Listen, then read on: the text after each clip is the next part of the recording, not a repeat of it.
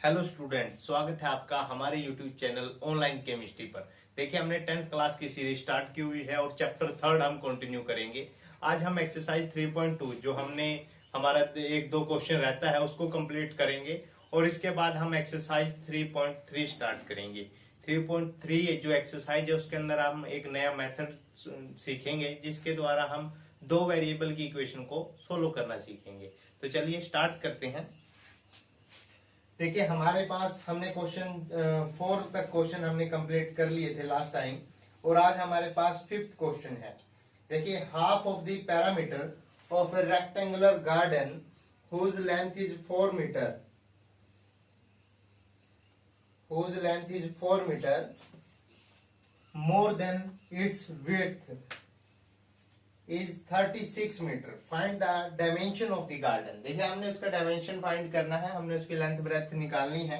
तो देखिए, हमारे पास क्या दिया गया है, हाफ ऑफ पैरामीटर दे रखा है 36 है और जो लेंथ है वो 4 मीटर मोर देन है इट्स विड्थ से। तो देखिए, हम इसकी ब्रेथ को लेट करके चलेंगे। तो let the breadth of the garden, question number है हमारे पास 5।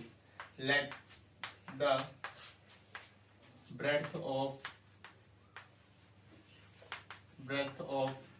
गार्डन। हमारे पास जो ब्रेथ है वो हमने मान ली है कि वो x मीटर है।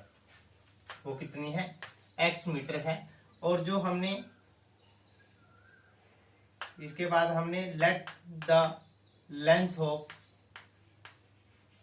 गार्डन, वो हमने ले लिया है कि y मीटर है। लेंथ ऑफ गार्डन कितना है? y मीटर है, क्योंकि हमने दो वेरिएबल की इक्वेशन बनानी है। ठीक है, तो हमने इस चीज का ध्यान रखना है कि वेरिएबल दो लेके चलें। ठीक है, जैसे हमने ब्रेथ लेके चले हैं x है और इसी तरह से जो लेंथ है वो कितनी है? y है। अब हमें जो कंडीशन दी गई है अकॉर्डिंग टू क्वेश्चन कंडीशन लगाएंगे। देखिए, सबसे पहले हमें दिया गया है कि हाफ ऑफ पैरामीटर। तो सबसे पहले हम पैरामीटर का फॉर्मूला लिख लेते हैं कि पैरामीटर, देखिए हाफ ऑफ पैरामीटर दिया गया है हमें। Half of parameter is equal to है 36 metre.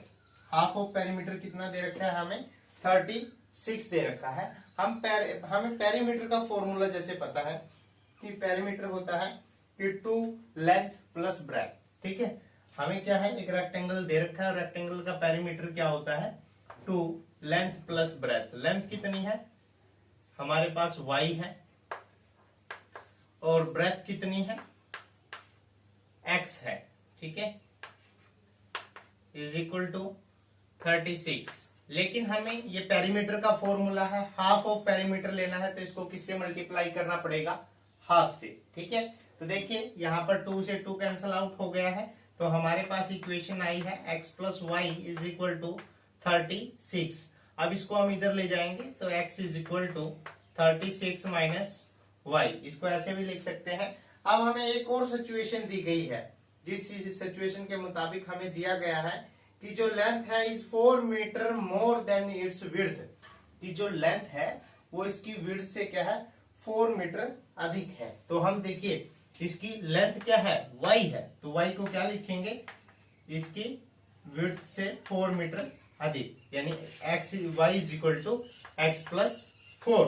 y is equal to x plus 4। तो हम इसको इस जगह पे पुट करेंगे y की वैल्यू को। तो देखिए, अगर मैं इसको इक्वेशन नंबर 1 ले लेता हूं तो put in equation 1, put in equation 1, इसको हम यहाँ पे पुट कर सकते हैं। x प्लस y की जगह पे क्या लिखना है हमने? x plus 4 is equal to 36। तो x और x कितना हो गया है? 2x plus 4 is equal to 36। इसको उस साइड ले जाएंगे तो 2x इज इक्वल टू, ये उधर जाके माइनस हो जाएगा। 36 में से 4 माइनस हो गया 32 और x इज इक्वल टू, ये इधर मल्टीप्लाई में है तो दूसरी साइड कहाँ चला जाएगा? डिवाइड में। तो x की वैल्यू कितनी आ गई है? 16 मीटर। x की वैल्यू कितनी आ गई है? 16 मीटर। यानी कि जो हमारे पास ब्रेथ है, इसको मैं b से रिप्रेजेंट कर रहा हूँ, ब्रेथ है जो हमारे पास वो x थी तो वो कितनी आ गई है? 16 मीटर। और जो लेंथ है वो इससे 4 अधिक है। हमने देखा ना कि y is equal to x plus 4, तो ये कितना आ गया है? 16 प्लस 4 20 मीटर। तो इसकी लेंथ कितनी आ गई है 20 मीटर। ठीक है जी, इस प्रकार आपने इस क्वेश्चन को सोल्व करना है। अगर आपको बोलते हैं कि इसको ग्राफिकली रिप्रेजेंट करिए, वैसे इसने बोला नहीं है अगर इसको ग्राफिकली रिप्रेजेंट करने के लिए बोलता है तो आपको इसका ग्राफ भी बना के दिखाना है। ठीक है जी, इसके बाद नेक्स्ट क्वेश्चन है क्वेश्चन नंबर 6। देखिए क्वेश्चन नंबर 6 में क्या दिया गया है कि आपने गिवन द लीनियर इक्वेशन, आपकी एक लीनियर इक्वेशन लिखी गई है, right another linear equation in two variables such that the geometrically representation of the pair so formed is intersecting line, parallel line and coincident line। देखिए आपको एक equation दी गई है और आपने दूसरी इक्वेशन बतानी है, और इक्वेशन ऐसी हो कि जियोमेट्रिकली वो या तो इंटरसेक्टिंग लाइन हो, या वो पैरेलल लाइन हो, या फिर वो कोइंसिडेंट लाइन हो। तो देखिए सबसे पहले जो हमें इक्वेशन दी गई है हम उसको लिखते हैं। हमें इक्वेशन दी गई है, देखिए इक्वेशन है हमारे पास 2x plus 3y minus 8 is equal to 0। अब हम जानते हैं कि यदि हमें एक पेयर दिया गया हो तो हम बता सकते हैं, हमने कल लास्ट वीडियो में एक फॉर्मूला पढ़ा था जिसके माध्यम से हम बताते थे कि लाइन पैरेलल है, इंटरसेक्टिंग है या कोइंसिडेंट है।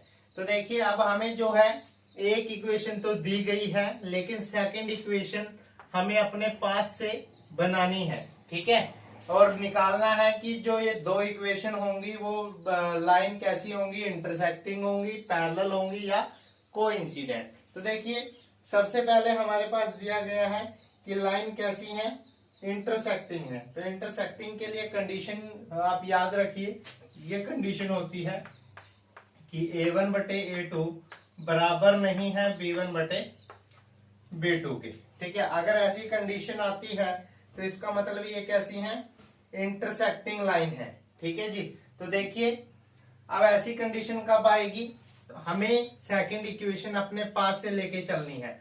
आप कोई भी इक्वेशन ले सकते हो, बस आपका ये दोनों जो है वो बराबर नहीं आने चाहिए। मान लो मैं इसको ऐसे ले लेता हूं, यहाँ पर 2x प्लस 4y और माइनस 6 कर देता हूं इज इक्वल टू 0। मैंने अपनी तरफ से देखिए मानिए, आप कोई भी इक्वेशन मान सकते हो।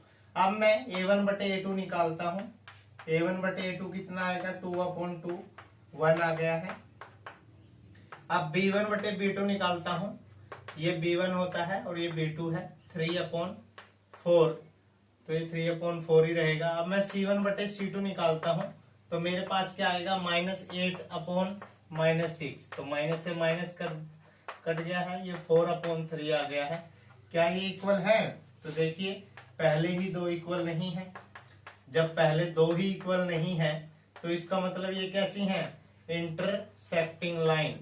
इंटरसेक्टिंग लाइन समझ में आया होगा। जिन्होंने लास्ट वीडियो को अच्छे से देखा है, कंप्लीटली देखा है और क्वेश्चन सोल्व किए हैं, उनको जरूर समझ में आएगा। ठीक है जी, देखिए मैथमेटिक्स को सीखने का, मैथमेटिक्स में आगे बढ़ने के लिए, ठीक है, मैथमेटिक्स को अच्छे से सीखने के लिए सिर्फ एक ही मेथड है कि आप प्रैक्टिस करिए। जितना आपको यहाँ पे सिखाया जाता है उससे रिलेटेड आप जितने भी क्वेश्चन है उन सभी को निकालिए, बार बार निकालिए। ठीक है, तो देखिए अभी हमें 2 मंथ हुए हैं और हमने कम से कम 6 चैप्टर हमारा ये चल रहा है। ठीक है जी, यानी अगले 2 मंथ के करीब 2, 2.5 या 3 महीने तक सिलेबस फिनिश भी हो जाएगा। ठीक है, तो अगर हम इसी स्पीड से चलते हैं तो देखिए सिर्फ 4-5 महीने का सिलेबस है आपका। ठीक है, उसके बाद आपकी रिवीजन स्टार्ट होते हैं कि आप रिवीजन को कितना टाइम देते हो। आप जितना ज्यादा रिवीजन करोगे उतने अच्छे मार्क्स लेके आओगे। ठीक है, अगर आप 100% ज्यादा से ज्यादा रिवीजन करोगे तो 100% मार्क्स भी आएंगे। तो जिसने भी लास्ट वीडियो नहीं देखा है, आप लास्ट वीडियो को ध्यान से देखें, वहां पर ये सभी चीजें हमने आपको सिखाई हैं कि कैसे हम इंटरसेक्टिंग और पैरेलल लाइन निकालते हैं। ठीक है जी, देखिए अब सेकंड है कि हमें पैरेलल लाइन बतानी है कि लाइन कैसी हो। एक इक्वेशन तो हमें दी गई है, वही सिचुएशन है, और दूसरी हमने अपने पास से लेनी है। सबसे पहले कंडीशन आपको पता होनी चाहिए। मैंने आपको बताया था कि एक टेबल है आपके पास वो टेबल आपको रिवाइज करना है। अगर वो आप उसको रिवाइज कर लेते हो तो क्या है कि ये, तो आपको क्या है, मतलब अगर वो टेबल आपने रिवाइज कर लिया तो आपको सभी कंडीशन पता लग जाएंगी कि इंटरसेक्टिंग के लिए कौन सी कंडीशन है, पैरेलल लाइंस के लिए कौन सी कंडीशंस हैं और कोइंसिडेंट के लिए क्या कंडीशन है। तो देखिए अभी पैरेलल लाइन हमने बतानी है। पैरेलल लाइन के लिए कंडीशन है कि A1 बाय A2 किसके इक्वल होना चाहिए, B1 बाय B2 के, लेकिन इक्वल नहीं होना चाहिए C1 बाय C2 के। ये हमारे पास कंडीशन होती है। ठीक है, अब हमने एक ऐसी इक्वेशन लेके चलनी है। तो देखिए मैं आपको इक्वेशन लेके चलते हैं हम लोग। 4x plus 6y minus 9 is equal to 0। ये हमने अपनी तरफ से, आप कुछ भी लेके चल सकते हो। ठीक है, A1 बाई A2 जब मैं निकालता हूं तो कितना आता है, 2/4 1/2 आ जाता है। अब B1 बटे B2 निकालता हूं तो कितना आता है, 3/6, तो ये भी 1/2 आ गया है। इसके बाद C1 बाई C2 निकालता हूं तो -8/-9, तो ये 8/9 आ गया है। ठीक है जी, तो देखिए हमारे पास पहले दो ये इक्वल है, A1 बाई A2 किसके बराबर है, B1 बाई B2 के, और बराबर नहीं है C1 बाय C2 के। तो ये कैसी लाइन है, पैरेलल लाइन, पैरेलल लाइन। ठीक है जी, इस तरह हमने निकालनी होती है। अब लास्ट में आता है कोइंसिडेंट लाइन। देखिए कोइंसिडेंट लाइन क्या होता है, कोइंसिडेंट लाइन के अंदर हमारे पास तीनों जो है वो इक्वल होने चाहिए।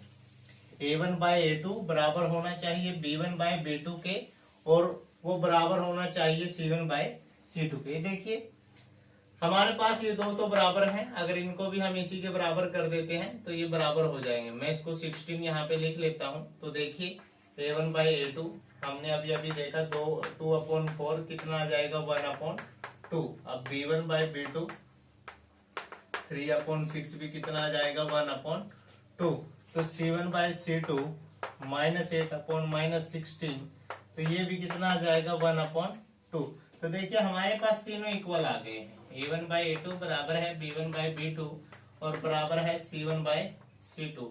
तो इसका मतलब ये कैसी है, को इंसिडेंट लाइन, को इंसिडेंट लाइन्स। ठीक है, इस प्रकार हमने निकालनी होती है।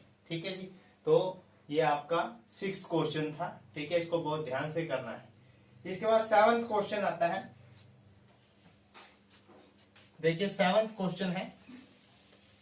7th क्वेश्चन में हमें इक्वेशंस दी गई हैं और हमने क्या है, उनके वर्टेक्स बताने हैं कि अगर हम इसका ग्राफ बनाते हैं तो ग्राफ बनाने के बाद एक्स एक्सिस और वाई एक्सिस के साथ जो वर्टेक्स हैं वो कहाँ पे आएंगे, वर्टेक्स पॉइंट हमने बताने हैं। देखिए draw the graph of the equations, equation आपको दी गई है। Determine the coordinate of the vertex, vertex के भी कोऑर्डिनेट हमें बताने हैं। कोऑर्डिनेट होते हैं बेटा जिसमें हम एक्स और वाई की वैल्यू बताते हैं। ठीक है, उसको हम कोऑर्डिनेट बोलते हैं। ठीक है, तो देखिए हमें एक्स और वाई की वैल्यू बतानी है। जो भी वर्टेक्स होंगे triangle formed by the line, the x axis shade the triangular region. तो देखिए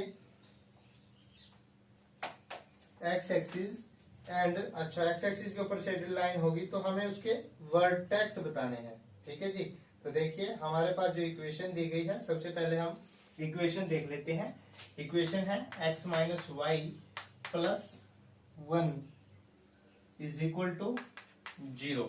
ठीक है, एक इक्वेशन ये दी गई है और दूसरी इक्वेशन क्या है, 3x plus 2y, 3x plus 2y और है -12 इज इक्वल टू 0। ठीक है, ये इक्वेशन दी गई है। अब मैं इस इक्वेशन को देखिए सोल्व कर लेता हूँ। मैं x की वैल्यू निकालता हूँ, y को उधर लेके जाऊंगा, प्लस का हो जाएगा, ये उधर जाके माइनस का 1 हो जाएगा। फिर मैं इसके टेबल बना लेता हूँ।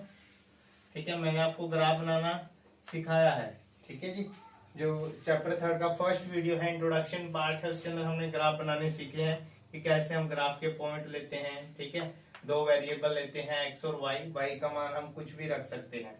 मान लो मैं वाई का मान 1 रख लेता हूं तो वैल्यू कितनी आ जाएगी, 0।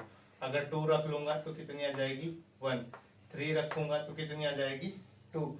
तो इस प्रकार हम वैल्यू निकाल सकते हैं। ठीक है जी। अब देखिए, अब हमें यहाँ पे x की वैल्यू निकाल लेनी है। यहाँ पे x की वैल्यू कैसे निकालेंगे, इसको हम उधर ले जाएंगे, ये माइनस का पहले हम 12 को ले जाते हैं, ये प्लस का हो जाएगा 12 माइनस 2y, और ये x की वैल्यू निकालेंगे तो जो मल्टीप्लाई में था वो कहाँ चला जाएगा, डिवाइड में। ठीक है जी। तो देखिए यहाँ पर y की वैल्यू हमें कुछ भी रखनी है, ठीक है। हमें एक टेबल बना लेते हैं, ठीक है। तो देखिए हमने टेबल क्रिएट कर लिया है, ये x है और ये y है। तो देखिए x और y की जगह हम वैल्यू रखते हैं। हमें कुछ ऐसी वैल्यू रखनी है कि हमारे पास जो है फ्रैक्शन में ना आए आंसर, बस इस चीज का आपने ध्यान रखना है, ठीक है। तो देखिए अगर मैं y की वैल्यू 0 रख देता हूं तो कितना आएगा, 12/3 आ जाएगा, तो आंसर क्या आ जाएगा, 4 आ जाएगा। अगर मैं इसकी वैल्यू 3 रख देता हूं, देखिए 3 2 6, 12 माइनस 6 6 आएगा, 3 2 6 आ जाएगा। अगर मैं यहाँ पे वैल्यू ऐसी वैल्यू रखनी है कि 6 रख लेता हूं, देखिए 6 को 2 से करेंगे, 12 माइनस 12 कितना आ जाएगा, 0। ठीक है, तो ये हमने वैल्यू रख ली है। अब हमने इसका ग्राफ बनाना है। तो देखिए ग्राफ को आपने बहुत ध्यान से देखना है, ठीक है। मैं आपको ग्राफ बना के दिखा देता हूँ। एक्स पे वैल्यू कहां तक जाएंगी, 1 2 4 तक है, तो इसको 1 2 3 4 5 तक मैंने एक्स एक्सिस पे इसको लिख लिया है, और इस तरह वाई एक्सिस पे 6 तक है हमारे पास, तो 1 2 3 4 5 और 6। ठीक है जी। अब हम देखिए इसके ऊपर ग्राफ बनाना स्टार्ट करते हैं। हमारे पास वैल्यू, पहले हम इस लाइन का ग्राफ बनाते हैं। देखिए 0 है, एक्स की वैल्यू 0, इस लाइन पे सारी पे एक्स की वैल्यू 0 होती है, और वाई की वैल्यू है 1। वाई की वैल्यू कितनी है, 1। ये वाई एक्सिस है, ये वाई एक्सिस है, और ये है एक्स एक्सिस। ठीक है। अब देखिए एक्स की वैल्यू 0 इस पे होती है लाइन पे, और वाई की वैल्यू इस पे 0 होती है सारी लाइन पे। ठीक है, एक्स एक्सिस पे वाई की वैल्यू 0 है, वाई एक्सिस पे एक्स की वैल्यू 0 है, तो एक्स की वैल्यू 0 यहाँ पे आएगी, और वाई की वैल्यू 1 ये दे रखी है। अब वाई की वैल्यू 2 लेनी है, और एक्स की वैल्यू है 1। ये एक्स की वैल्यू 1 है, और ये वाई की वैल्यू 2 है, तो यहाँ पर कुछ कोऑर्डिनेट आएगा। ठीक है, इसके बाद है एक्स की वैल्यू है 2 और वाई की वैल्यू है 3। देखिए ये है और ये है, तो यहाँ पर कोई पॉइंट आएगा। ठीक है, तो हमने इसको ऐसे लाइन खींच देनी है, ऐसे। ठीक है जी। इसके बाद है हम इसका ग्राफ बनाते हैं इस लाइन का। y की वैल्यू 0, एक्स की वैल्यू 4, तो यहाँ पर आएगी एक्स की वैल्यू 4, इस पे y की वैल्यू 0 होती है। अब देखिए एक्स की वैल्यू 0 और y की वैल्यू 6, तो यहाँ पर आएगा पॉइंट। ठीक है, अब एक्स की वैल्यू है 2 और y की वैल्यू है 3, तो यही पॉइंट आएगा। एक्स की वैल्यू 2 है और y की वैल्यू है 3, ये पॉइंट आ जाएगा। तो हमने ऐसे करके लाइन खींच देनी है, सॉरी, जो तीनों पॉइंट से होके जाए। ठीक है, तो इस तरह से लाइन आ गई है। अब आप देखिए आपके पास एक ट्रायंगल बन गई है, ये आपको ट्रायंगल नजर आ रही होगी। ठीक है, तो ये आपके पास ट्रायंगल है, और इसके आपने, मान लो मैं इसको ए मान लेता हूं, इसको बी और इसको सी, तो इसके आपने वर्टेक्स बताने हैं। ठीक है जी। तो देखिए हमारे पास जो वर्टेक्स आए हैं वो कौन कौन से आए हैं, यहाँ पर जो वैल्यू आएगी वो -1 आएगी। ठीक है, एक्स की वैल्यू -1 है, और वाई की वैल्यू इस लाइन पे क्या होती है, 0। अब यहाँ पे एक्स की वैल्यू कितनी है, 4, और वाई की वैल्यू कितनी है, 0, यानी कि हमारे पास बी के कोऑर्डिनेट क्या आ गए हैं, 4,0, और ए का कोऑर्डिनेट क्या आ गया है, एक्स की वैल्यू है 2, पहले एक्स की वैल्यू लिखनी है, फिर वाई की, और वाई की वैल्यू है 3। तो देखिए हमारे पास तीनों कोऑर्डिनेट आ गए हैं, इसको हमने सी मान लेना है। ठीक है, तो ए कोऑर्डिनेट है, तो उसके ए जो पॉइंट है उसके कोऑर्डिनेट है 2,3, और बी के कोऑर्डिनेट है 4,0, और सी के कोऑर्डिनेट है -1,0। तो ये चीज हमने निकालनी थी। ठीक है जी, ये हमारा 7th क्वेश्चन था, और इसके साथ ही हमारी ये एक्सरसाइज फिनिश है। ठीक है जी, आपने इसको कंप्लीट कर लेना है। ठीक है जी, अब नेक्स्ट एक्सरसाइज हम स्टार्ट करते हैं। एक्सरसाइज है 3.3। तो एक्सरसाइज 3.3 में हमने क्या सीखना है वो हम चर्चा करेंगे। ठीक है, इसके अंदर हम एक मेथड सीखेंगे जिसके द्वारा हम x और y का मान निकालना सीखेंगे। जो भी हमारे पास वेरिएबल होते हैं हमारे इक्वेशंस के अंदर, उनका हम वैल्यू निकालना सीखेंगे। जैसे x और y हम देख रहे हैं कि 2 वेरिएबल हैं, तो हम उनका वैल्यू निकालना सीखेंगे। एक्सरसाइज है 3.3। तो देखिए इसके अंदर जो वैल्यू निकालने के लिए हम मेथड यूज करेंगे, ठीक है, वो मेथड है सब्स्टिट्यूशन मेथड। कौन सा मेथड है? सब्स्टिट्यूशन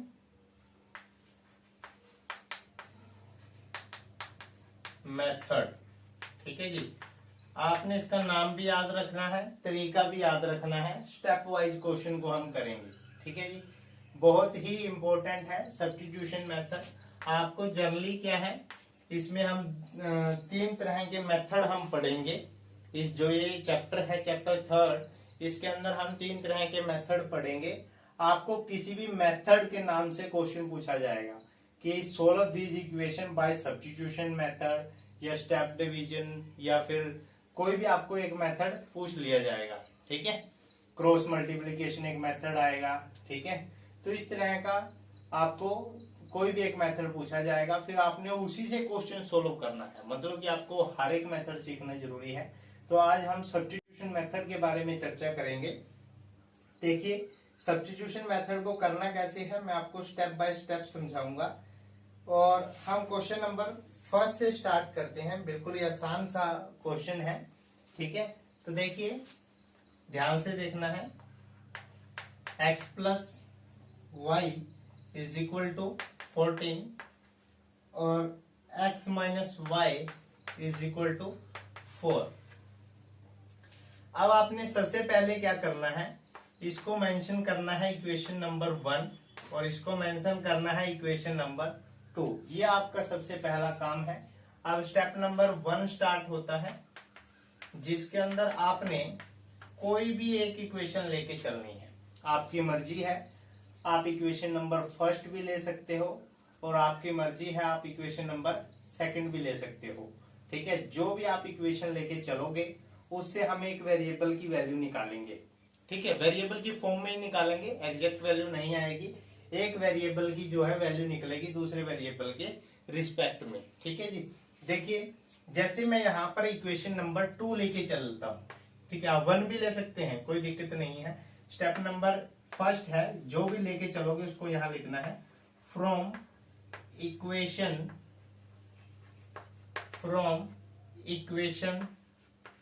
2।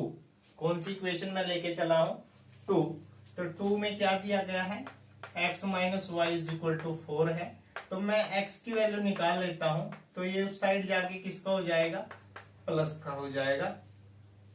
तो ये x की वैल्यू आ गई है, किसके रिस्पेक्ट में है, दूसरे वेरिएबल y के। तो आपने इसको इक्वेशन नंबर 3 रिप्रेजेंट करना है। ये कौन सी इक्वेशन है, इसको आप इक्वेशन नंबर 3 मेंशन कर दीजिए। ठीक है, अब हमारा स्टेप 2 स्टार्ट होता है।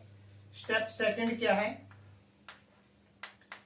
स्टेप 2 के अंदर आप जो भी इक्वेशन यहाँ पे लेके चले हैं, ठीक है, जो इक्वेशन आप लेके चले हैं उससे हमने एक वेरिएबल की वैल्यू निकाली है, और जो ये वेरिएबल की वैल्यू है वो दूसरी इक्वेशन में रखनी है। दूसरी का मतलब जो यहाँ पे लेके चले हैं उससे अलग जो इक्वेशन है, यहाँ पर हम दूसरी इक्वेशन लेके चले हैं, तो हमने किस में रखनी है वैल्यू, पहली इक्वेशन में, फर्स्ट इक्वेशन में वैल्यू रखेंगे। यदि हम यहाँ फर्स्ट इक्वेशन लेके चलते और वेरिएबल की वैल्यू निकालते, तो ये वेरिएबल का मान हम किस में रखते, दूसरे यानी सेकंड वाली इक्वेशन में इसको हम पुट करते। तो यहाँ पर हम सेकंड वाली लेके चले हैं, तो अब जो हमारे पास x का वैल्यू आया है उसको किस में पुट करेंगे, इक्वेशन नंबर 1 में। Put value of x, put value of x in equation first. किस इक्वेशन में हमने पुट करना है, फर्स्ट में। तो देखिए फर्स्ट में क्या है, x plus y is equal to 14 है, और x की जगह पे हमने क्या रखना है, 4 प्लस वाई। तो देखिए हमें ये दिया गया है x plus y is equal to 14। ठीक है, तो अब इसकी जगह पे देखिए मैं वैल्यू पुट करता हूं, x की जगह पे क्या मान रखना है, 4 प्लस वाई, मैंने लिख दिया 4 प्लस वाई, और प्लस में क्या है, y इज इक्वल टू 14। अब देखिए y और y 2y हो गया है, प्लस 4 इज इक्वल टू 14। इसको मैं उस साइड लेके जाऊंगा तो ये माइनस हो जाएगा, यहाँ प्लस का है ना, तो इक्वल से उधर जाके माइनस 14 में से 4 गए, कितना आ गया है 10, तो y का वैल्यू आ गया है 5। y का वैल्यू कितना आ गया है 5। अब स्टेप नंबर 3 आता है। स्टेप नंबर 3 में क्या करना है, put value of y, put value of y in equation third, in equation third. हमेशा ही ये काम करना है, ठीक है। जो भी आपके पास एक वेरिएबल की वैल्यू आती है उसको इक्वेशन नंबर जो थर्ड हमने बनाई है, जिससे हम दूसरे वेरिएबल की वैल्यू निकाल रहे हैं, ठीक है, तो हम इसकी वैल्यू निकाल लेंगे। अगर हमें इसका मान पता होगा तो इसका मान हमने निकाल लिया है, ठीक है, तो इसको यहाँ पे रखेंगे तो इसकी वैल्यू आ जाएगी। तो देखिए x is equal to y plus 4 plus y था, तो y की जगह मैं y का मान रख देता हूं, तो 4 प्लस 5, तो y का मान, x का मान कितना आ गया है 9, ठीक है। तो यहाँ पर लास्ट में हम लिख देते हैं कि x is equal to 9 and y is equal to 5। तो ये हमारी दोनों वेरिएबल की वैल्यू आ गई है, ठीक है जी। ये हमारे 3 छोटे से स्टेप हैं, इन स्टेप को आपने अच्छे से यूज करना है, ठीक है। उसके बाद हम क्वेश्चन को सोल्व कर सकते हैं। तो देखिए सब्स्टिट्यूशन मेथड में एक बार और रिवाइज कर देता हूं। आपको कोई भी 2 इक्वेशन दी जाएंगी, स्टेप नंबर फर्स्ट स्टार्ट होगा। पहले आपने इन इक्वेशन को 1 और 2 मेंशन करना है, उसके बाद आपने कोई भी एक इक्वेशन लेके चलनी है। आप यहाँ फर्स्ट भी ले सकते हो, सेकंड भी। आपने वेरिएबल की वैल्यू निकालनी है, आप x की भी निकाल सकते हो, y की भी निकाल सकते हो, ठीक है। उसके बाद इसको आपने इक्वेशन नंबर 3 मेंशन करना है। अब आपके पास जो भी वेरिएबल की वैल्यू आई है दूसरे वेरिएबल के रिस्पेक्ट में, ठीक है, यहाँ पर कंप्लीट वैल्यू नहीं आएगी, एक नंबर नहीं आएगा, क्योंकि यहाँ पर अभी सेकंड वेरिएबल भी है। तो सेकंड वेरिएबल की प्रेजेंस में जो भी वैल्यू आई है तो वो वैल्यू हमें कहाँ पुट करनी है, जो यहाँ इक्वेशन लेके चले हैं उससे दूसरे वाली इक्वेशन में। जैसे 2 लेके चले हैं तो 1 में पुट करेंगे, अगर 1 लेके चलते तो 2 में पुट करेंगे। तो हमने इसको देखे इक्वेशन नंबर 1 में पुट कर दिया है, ठीक है। x की जगह पे हमने क्या रखा है 4 प्लस वाई, ठीक है। अब हमने y और y 2y हो गया है, और इस 4 जो प्लस का 4 है उसको उधर लेके जाएंगे, माइनस का हो जाएगा, और 14 माइनस 4 इज इक्वल टू 10। तो y का वैल्यू कितना आ गया है 5। ये जो 2 है यहाँ मल्टीप्लाई में डिवाइड में चला जाएगा, और इसको जब हम डिवाइड करेंगे 2 से तो आंसर क्या आ जाएगा 5। अब जो आपकी वेरिएबल की वैल्यू आई है, इस वैल्यू को आपका अब स्टेप नंबर 3 स्टार्ट होता है, इसको आपने इस इक्वेशन में रखना है, इक्वेशन नंबर 3 में। तो put the value of y in equation number 3, और देन हमारे पास दूसरे वेरिएबल की वैल्यू आ जाती है वेरिएबल x की। तो x और y का मान हमने निकाल लिया है।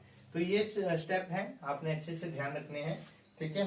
अब देखिए आपको क्वेश्चन नंबर 1 के 6 पार्ट दिए गए हैं, ठीक है। मैं आपको एक क्वेश्चन और करवाता हूं, ठीक है। मैं आपको 6 पार्ट इसका करवा रहा हूं, बाकी पार्ट आसान है, ठीक है।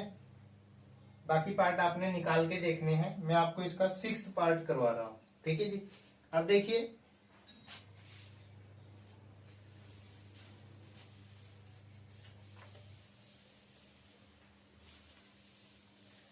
हमने सभी क्वेश्चंस सब्स्टिट्यूशन मेथड से निकालने हैं, ठीक है जी। स्टेप मैंने आपको बता दिए कि आपने कैसे कैसे स्टेप लेने हैं।